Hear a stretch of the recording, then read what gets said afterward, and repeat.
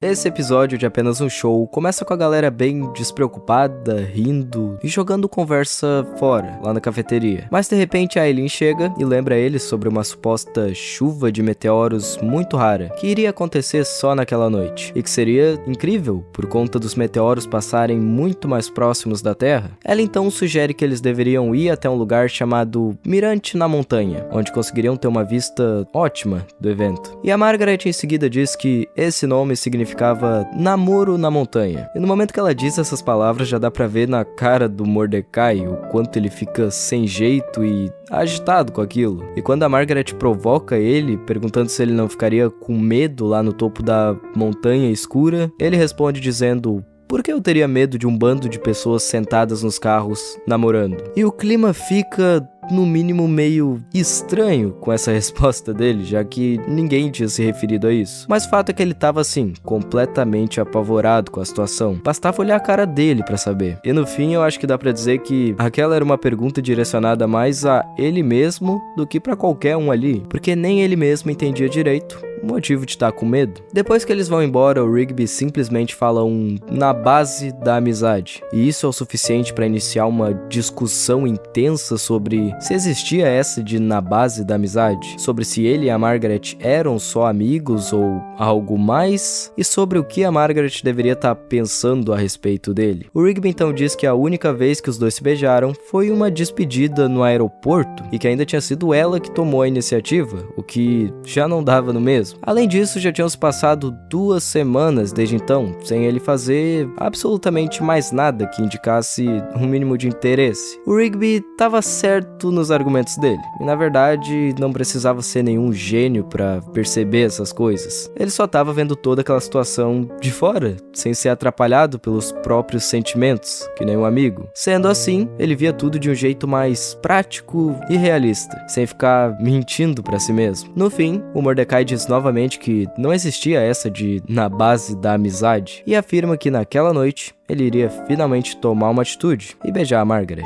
Depois de uma viagem de carro, todos chegam e se acomodam na montanha, esperando a tal chuva de meteoros que aconteceria em 1 hora. A Aileen então começa a falar sobre estrelas, dizendo que se aqueles corpos celestiais não se encontrassem agora, nunca mais se encontrariam. E com isso, iriam apagar. Depois de um tempo, o Mordecai chama o Rigby de canto e diz que precisava que ele saísse dali e levasse a Aileen junto, porque não dava pra fazer nada com os dois ali atrapalhando. O Rigby concorda, entre muitas aspas, mas continua provocando e afirmando que o Mordecai não faria nada. Quando os dois finalmente ficam sozinhos, eles têm uma conversa legal e ele sugere um brinde. E quando pergunta sobre o que deveriam brindar, a Margaret fala a eles serem bons amigos para sempre. O Mordecai continuava se atrapalhando e se enrolando cada vez mais conforme o tempo passava. E por mais que o Rigby estivesse tentando ajudar e querendo que ele tomasse logo uma atitude, dá pra dizer que a pressão dele não estava ajudando em absolutamente nada. E só estava deixando as coisas ainda mais difíceis e complicadas do que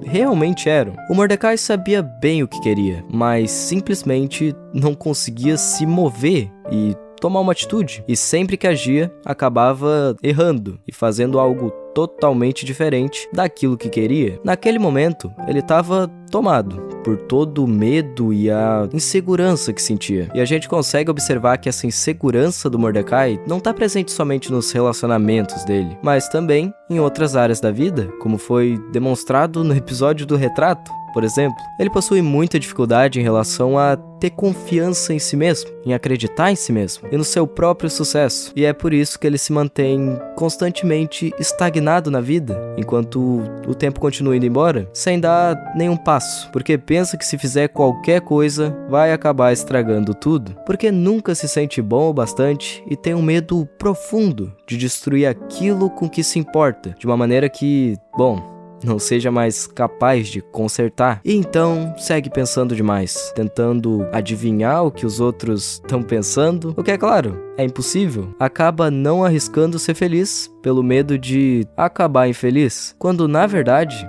ele já é, por viver sempre nessa angústia de não dar uma chance pra mudança e pra uma vida melhor. Sempre ficando nesse looping onde aumenta e complica as coisas até chegar no ponto delas o engolirem totalmente e de uma forma, no mínimo, irônica, o levando a cometer erros atrás de erros. Talvez se ele não tivesse tanto medo assim de errar, acertaria muito mais. Quando a chuva de meteoros começa, o Rigby perde a paciência e fica gritando lá em cima da montanha, falando que não deixaria ele pisar na bola de novo e que ele tinha que ir logo à luta. Mas Mordecai responde que precisava de mais tempo, só que não havia mais tempo. Nesse momento, os meteoros acabam levando os dois e os prendendo em caixas de vidros separadas, sem que pudessem escutar um ao outro. O guardião Na Base da Amizade então surge e afirma que a coisa de fato existia e que agora a Margaret não podia ouvir ele. Quando Mordecai pede para sair dali, o guardião responde que sentia muito, porém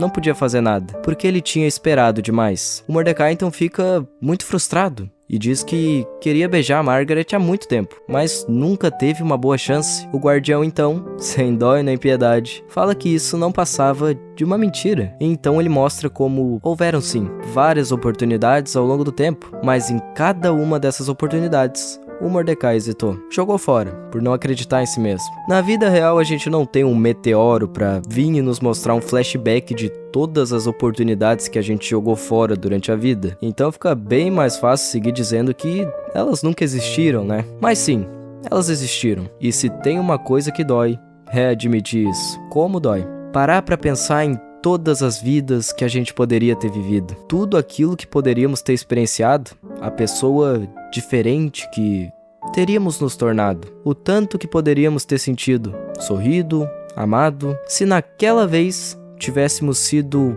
maiores do que o medo. Mas se tu quer saber, ao mesmo tempo que nos destrói completamente admitir isso, também nos liberta. Porque, sendo sinceros com nós mesmos e reconhecendo isso, podemos nos libertar dessa caixa de vidro, onde acabamos ficando presos por tanto tempo. Podemos, enfim, fazer diferente. E assim somos capazes de, finalmente, seguir em frente, evitando esses mesmos erros que nos colocaram lá e nos privaram da felicidade. Dessa vez com mais confiança em quem somos, agindo e tomando controle das nossas vidas aos poucos e aproveitando as novas oportunidades que vierem por aí, porque o passado é passado.